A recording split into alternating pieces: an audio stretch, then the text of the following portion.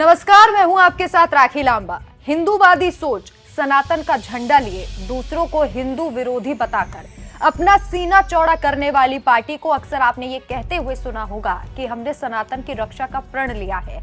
दूसरी पार्टियों पर अक्सर ये सनातन विरोधी होने का आरोप लगाते हैं, लेकिन जब बात अपनी ही पार्टी के किसी नेता पर आए और वो सनातन के खिलाफ बयान दे या जातिगत टिप्पणी करे तो ये पार्टी चुप हो जाती है।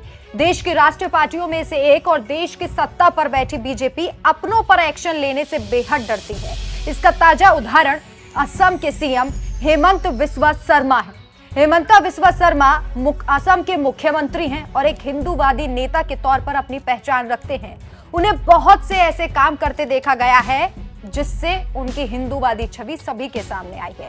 उनके बहुत से बयान ऐसे हैं जो ये बताते हैं कि वो हिंदू हैं और हिंदुत्व को ही श्रेष्ठतम मानते हैं। जिनकी सोशल मीडिया पर एक पोस्ट ने पूरी बीजेपी की विचारधारा को जनता के सामने पटल पर खोल कर रख दिया, लेकिन इसे बीजेपी की तरफ से मानवीय गलती करार दिया जाएगा और अगर वो माफी मांगते हैं तो कबूल कर ली जाएगी। हालांकि माफी मांग ली गई है। दरअसल असम के सीएम हेमंत बिस्वा शर्मा ने अपने एक्स सोशल मीडिया प्लेटफॉर्म पर लिखा था, ब्राह्मणों, क्षत्रियों और वैश्यों की सेवा करना शूद्रों का स्वाभाविक कर्तव्य है। असम के सीएम को एक्स सोशल मीडिया पर 21 लाख लोग फॉलो करते हैं। अब जरा सोचिए, वो लोग जो इन्हें फॉलो करते हैं वो इस ट्वीट के बारे में, इस पोस्ट के बारे में क्या सोच रहे होंगे। क्या इस ट्वीट का उनकी सोच पर कोई असर नहीं होगा? अब इस पोस्ट को लेकर विपक्ष ने सवाल उठाया तो पोस्ट डिलीट कर दिया गया। असम के सीएम ने माफी मांग ली, लेकिन सीपीआईएम ने इस पोस्ट को शेयर करते हुए लिखा, हम असम के मुख्यमंत्री हेमंत बिस्वा शर्मा की उस ट्वीट की कड़ी निंदा करते हैं जिसमें दावा किया गया है कि शूद्रों को ब्राह्मणों, क्षत्रियों और वैश्यों की सेवा करनी है। भाजपा की मनुवादी विचारधारा पूरे जोरों पर है। अब जब कट्टर हिंदूवादी छवि रखने वाले बिस्वा पर इल्जाम लगने लगे तो विपक्ष के दबाव में आकर उन्होंने माफी मांग ली। अब उनका माफीनामा एक बार आप पढ़िए।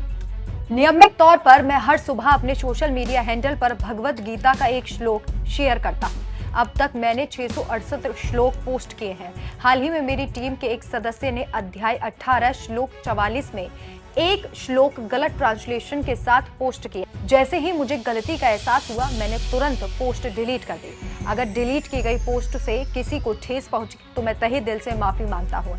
महापुरुष श्रीमंत शंकर देव के नेतृत्व में सुधार आंदोलन की बदौलत असम जाति विहीन समाज की एक आदर्श तस्वीर को दर्शाता है। जिस पोस्ट को उन्होंने डिलीट किया उसमें ब्राह्मणों और शूद्रों को लेकर बात कही गई थी। गीता से लिए गए एक श्लोक का गलत ट्रांसलेशन किया गया था और कहा गया था कि शूद्र का कर्तव्य है कि वो 3 अन्य जातियां यानी ब्राह्मण, क्षत्रिय और वैश्य की सेवा करे। क्या यही बीजेपी की नीति है? क्या यही सबका साथ और सबका विकास है? या फिर बीजेपी सिर्फ ये बातें करके वोट बटोरना चाहती है? लेकिन अब जब हेमंता की इस भूल को माफ कर दिया जाएगा, कांग्रेस के किसी नेता के द्वारा अगर ये गलती की जाती तो उस पर बीजेपी उसे हिंदू विरोधी बता देती और कहती कि ऐसी जो भूल है वो माफ करने लायक नहीं है। बहरहाल इस खबर पर आपकी क्या राय है, हमें कमेंट करके जरूर बताएं। नमस्कार।